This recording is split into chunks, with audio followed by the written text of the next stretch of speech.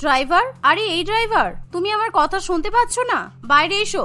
তোমার মালকিন এখানে বাইরে দাঁড়িয়ে আছে আর তুমি গাড়ির মধ্যে আরাম করে ঘুমাচ্ছ। তুমি জানো না এখন আমার কলেজে যাওয়ার সময়? সরি ম্যাডাম, ক্ষমা করবেন আমাকে। আসলে আমি আপনাকে লক্ষ্য করিনি তো, তাই আমাকে ক্ষমা করে দিন। আসুন ভিতরে চলুন। তোমাদের মতো অলস গরিবকে কেন যে বাবা কাজে রেখেছি কে জানি। আমি যদি বাবার জায়গায় থাকতাম তাহলে তোমাদের মতো গরিবকে কখনোই আমার বাড়ির কাজের লোক বা ড্রাইভার বানাতাম না। গরিবদের তো আমার সহ্যই হয় না, আর বাবা আমার কোনো কথাও শোনে না। সে গরিবদেরকেই কাজে রেখে দেয়। এই যে ড্রাইভার, চলো, আমার দেরি হচ্ছে তো। পায়েলের কথা শুনে ড্রাইভার গাড়ি চালিয়ে পায়েলকে তার কলেজে পৌঁছে দেয়। আমার মেয়েটা কবে যে ঠিক হবে কে জানে। ধনী পরিবারে থেকে থেকেই বাড়িতে ওঠা বসা করে করে অনেক অহংকারী হয়ে গেছে। গরিবদেরকে মানুষ বলে মনেই করে না, যা ইচ্ছা তাই বলে দেয়, মুখে কোনো কিছুই আটকায় না। না, এরকম হলে তো একদমই চলবে না। জানি না আর কতবার বোঝাতে হবে ওকে। এই বলে পলাশবাবু নিজের কাজে ব্যস্ত হয়ে পড়ে। পলাশবাবু তার স্ত্রী পল্লবী দেবী এবং একমাত্র মেয়ে পায়েলকে নিয়ে শহরে বাস করে। শহর থেকে কিছুটা দূরে এক গ্রাম ছিল, আর ওই গ্রামে অনেক গরিব মানুষরা থাকতো, যাদের মধ্যে কেউ কেউ শহরের রাস্তাতে ভিক্ষা করত, আবার কেউ কোনো কাজকর্ম করে নিজেদের সংসার চালাতো। আবার অনেকেই পলাশবাবুর বাড়িতে রান্নার কাজ করত, আর তাদের মধ্যে ছিল নিখিল পলাশবাবুর ড্রাইভার ছিল। পলাশবাবু নিখিলকে খুবই বিশ্বাস করত এবং ভালোবাসতো, কারণ নিখিল ছিল অনেক গরিব পরিবারের ছেলে। সে গরিব হওয়ায় পলাশবাবু তার প্রতি মায়া দেখিয়ে তাকে কাজে রেখেছিল। আর এভাবেই কিছুদিন কাটে। একদিন পলাশবাবু তার মেয়েকে বলে, পায়েল দেখ মা, তোকে আমি গাড়ির চাবি দিয়েছি তো, ঠিক আছে, কিন্তু তুই গাড়ি একদমই জোরে চালাবি না। তোকে আমাকে কথা দিতে হবে যে তুই গাড়ি জোরে চালাবি না। বাবা, আস্তেই যদি চালানোর হয় তাহলে তো আমি সাইকেল চালিয়ে নেব। দেখো বাবা, আমি আস্তে গাড়ি চালানোর জন্য এতদিন ধরে ড্রাইভিং শিখিনি। আর তাছাড়া তুমি আমাকে বিশ্বাস করো না কেন? আমি তো খুব ভালোই ড্রাইভ করতে পারি। আরে আমিও তো সেটা ভালো করেই জানি যে তুই ভালো করে গাড়ি চালাতে পারিস, কিন্তু দেখ কখন যে কি হয়ে যাবে সেটা তো কেউ বলতে পারে না। তোর বড় গাড়ির সামনে যদি একটা গরিব বাচ্চাই চলে আসে তখন তুই কি করবি? সেই জন্যই বলছি একটু সাবধানে দেখে শুনে চালাবি, যাতে কোনো রাস্তাঘাটে মানুষের কোনো ক্ষতি না হয়ে যায়, বুঝেছিস? বাবা, তুমি গরিবদেরকে নিয়ে এত চিন্তা করো কেন বলো তো? এই গরিব মানুষদেরকে নিয়ে আমার তো কোনো চিন্তাই হয় না। আর তাছাড়া এই গরিব মানুষগুলো এখানে আছে বলেই আমাদের দেশটা কিন্তু এত পিছিয়ে পড়েছে। যদি গরিব মানুষগুলো না থাকতো তাহলে আমাদের দেশ কিন্তু অনেক আগে চলে যেত। পায়েল, তুই যদি আমার কথা না শুনিস তাহলে আমি কিন্তু তোর উপর অনেক রেগে যাব, আর আমি কিন্তু তখন তোকে কড়া শাস্তি দেবো বলে দিলাম।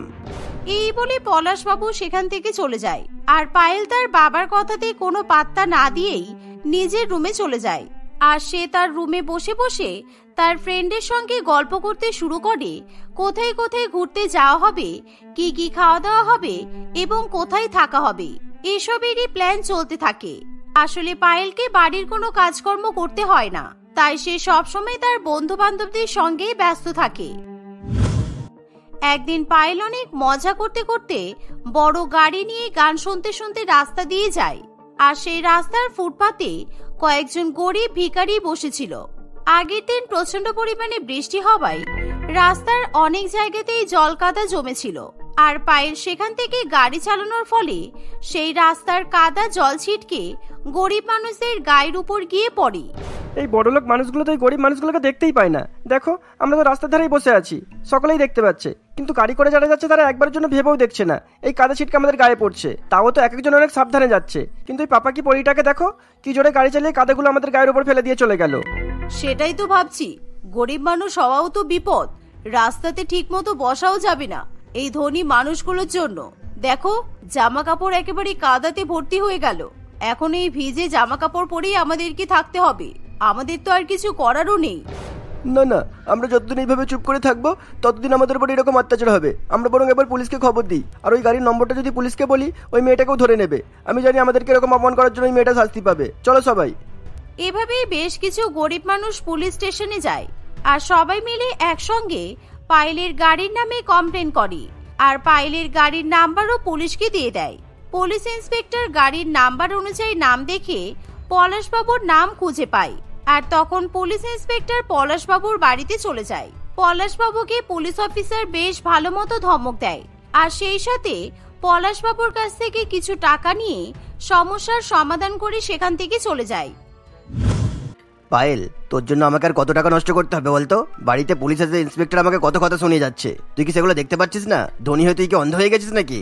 বাবা, আমরা তো বড় লোক, এটা তো মানুষকে দেখাতেই হবে, তাই না? আর এটা তো মানুষকে বোঝাতে হবে যে আমরা কতটা ধনী।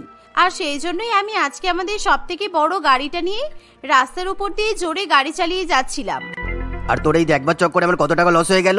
ওই গরিব মানুষগুলোকে তুই অপমান করেছিস, ওদের গায়ের ওপর কাদা ছিটিয়ে দিয়েছিস, তাদেরকেও পয়সা দিতে হলো আর ইন্সপেক্টরকেও টাকা দিতে হলো। তোকে আর আমি এইভাবে রাখতে পারবো না, আমাকে এবার একটা সিদ্ধান্ত নিতেই হবে।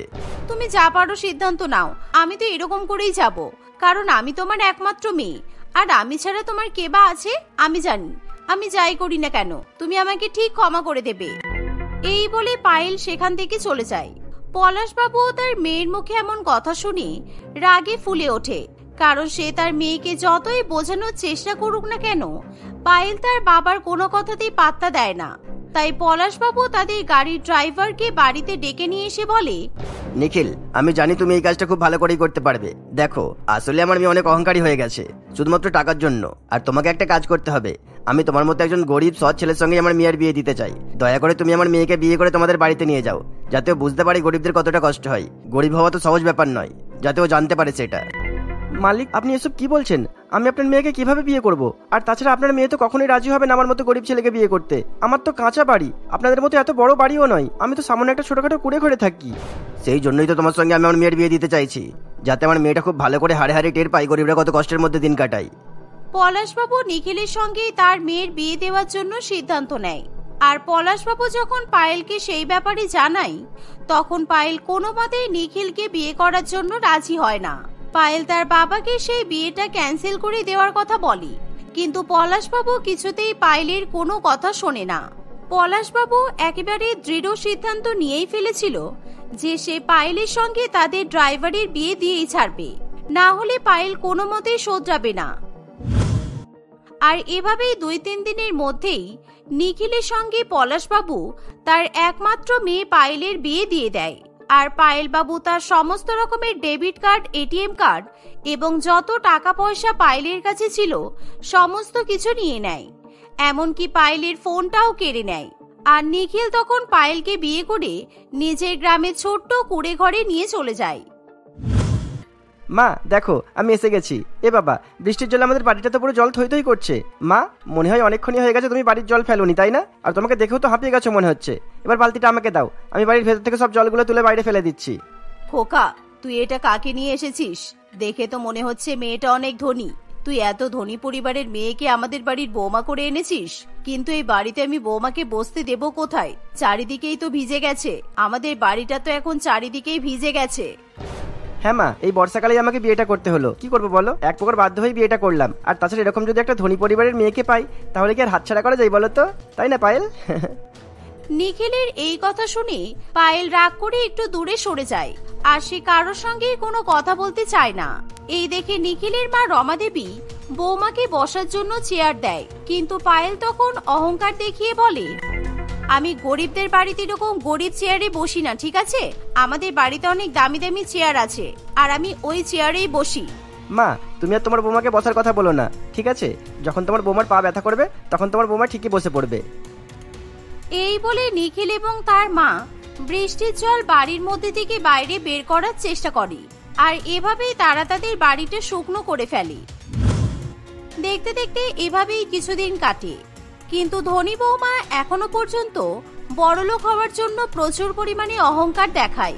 আর অন্যদিকে বেচারা নিখিলকে বৃষ্টি জলের মধ্যেই অনেক কষ্ট করে সংসার চালাতে হয়।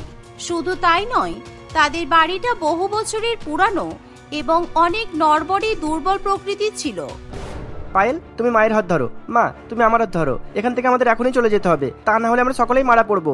আমাদের বাড়িটা নড়নড় করছে, যে কোনো মুহূর্তে বাড়িটা ভেঙে পড়ে যেতে পারে। আর চলো, তাড়াতাড়ি বেরিয়ে চলো এখান থেকে। এই বলে নিখিল তার বউ এবং মাকে নিয়ে বাড়ির বাইরে চলে আসে, আর তখনও অঝরে বৃষ্টিপাত হতে থাকে। আর এর ফলে তাদের বাড়িটাও কিছুক্ষণের মধ্যে ভেঙে একেবারে টুকরো টুকরো হয়ে যায়।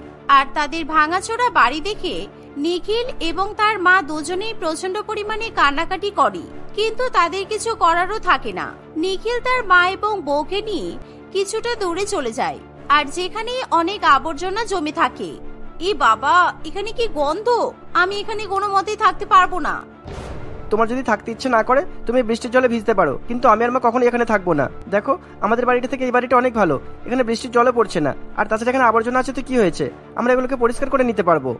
এই বলে নিখিল এবং তার মা বৃষ্টি জলের মধ্যে ভিজে ভিজেই সেই ছোটখাটো বাড়িটা পরিষ্কার করতে থাকে। আর চারিদিকে নোংরা আবর্জনা জমে থাকায় প্রচন্ড পরিমাণে দুর্গন্ধ বেরোয়। নিখিল এবং তার মা দুজনে মিলে সমস্ত আবর্জনা পরিষ্কার করে ফেলে। এর ফলে বৃষ্টিতে ভিজতে ভিজতে নিখিলের মায়ের প্রচন্ড পরিমাণে জ্বর চলে আসে। পায়েল, তুমি মায়ের একটু দেখাশোনা করো, ঠিক আছে? আমি এক্ষুনি চলে আসবো, আমি দেখি কোনো ওষুধ পাই কিনা। এই বৃষ্টির জলে কার কাছ থেকে যে ওষুধ পাবো তবুও চেষ্টা করে দেখছি, যদি কোথাও থেকে পেয়ে যাই তা নাহলে মাকে আর বাঁচানো যাবে না। এক তো বৃষ্টির জল, তার উপর এত জ্বর। এই বলে নিখিল সেখান থেকে চলে যায়। আর নিখিলের এরকম কষ্ট দেখে পায়েলের চোখে জল চলে আসে। পায়েল তখন সেই ছোট্ট কুড়ে ঘর থেকে খুঁজে খুঁজে কিছু শুকনো কাপড় বের করে আর তার শাশুড়ি মায়ের গায়ে জড়িয়ে দেয়। পায়েল তখন সেই বাড়িটা পরিষ্কার করে এবং তার শাশুড়ি মায়ের দেখাশোনা করে। আর কিছুক্ষণের মধ্যেই সেখানে নিখিল চলে আসে। নিখিল সেই বাড়িটা পরিষ্কার অবস্থাতে দেখে এবং পায়েলকে নিজের মায়ের সেবা করতে দেখে প্রচন্ড পরিমাণে অবাক হয়। এভাবে তাকিও না, ঠিক আছে? তুমি মায়ের জন্য ওষুধ এনেছো তো, এবার মাকে ওষুধটা খাইয়ে দাও। এই বলে পায়েল তার শাশুড়ি মাকে ওষুধ খাইয়ে দেয়। আর এর ফলে নিখিল খুবই খুশি হয়। আমাকে ক্ষমা করে দাও নিখিল, আমি গরিবদের কষ্ট আগে বুঝতে পারিনি, কিন্তু আজকে তোমাকে দেখে বুঝতে পারলাম তোমরা কতটা কষ্টের মধ্যে থাকো। গরিবরা সত্যি কতটা কষ্টের মধ্যে দিন কাটায়। এই বর্ষা বাদলের দিনে গরিব মানুষরা কিভাবে দিন কাটাচ্ছে উপরওয়ালাই জানে। এভাবেই পায়েল তার মনের কথা নিখিলকে খুলে বলে। আর নিখিল পায়েলের কথা শুনে খুবই খুশি হয়। এভাবেই দেখতে দেখতে কিছুদিন কাটে। আর বৃষ্টি থামলেই নিখিল আবার পায়েলের বাবার কাছে ড্রাইভিং এর কাজ করতে চলে যায়। আর নিখিল তখন পায়েলের বাবাকে পায়েলের ব্যাপারে সমস্ত কিছু বলে। এর ফলে পায়েলের বাবা পলাশবাবু পায়েলের সঙ্গে সেই ছোট্ট কুড়ে ঘরে দেখা করতে চলে যায়। যাক, তুই তাহলে তোর ভুলটা বুঝতেই পারলি শেষমেশ। আমি তো এটাই চাইছিলাম। আচ্ছা মা, এবার তুই তাহলে আমাদের বাড়িতে ফিরে চলে আই। বাবা, ওই বাড়িটা তো এখন আর আমার বাড়ি নয়, এটা আমার বাড়ি। আর তাছাড়া আমি আর ওই বাড়িতে যাব না, আমার তো বিয়ে হয়ে গেছে। আমি এবার থেকে এই বাড়িতেই থাকবো। তুমি বরং আমার স্বামীর মাহিনে একটু বাড়িয়ে দাও, তাহলে আশা করছি আমরা সুখে থাকতে পারবো। এভাবেই পায়েল তার বাবার কাছে নিখিলের মাহিনা বাড়িয়ে দেওয়ার জন্য অনুরোধ করে। তখন তার বাবা পলাশকে নিজের অফিসে কাজে রেখে দেয় আর তাকে ড্রাইভারের কাজ করতে দেয় না। এভাবেই পায়েল নিখিল এবং তার শাশুড়ি মায়ের সঙ্গে হাসি খুশি সংসার করতে থাকে।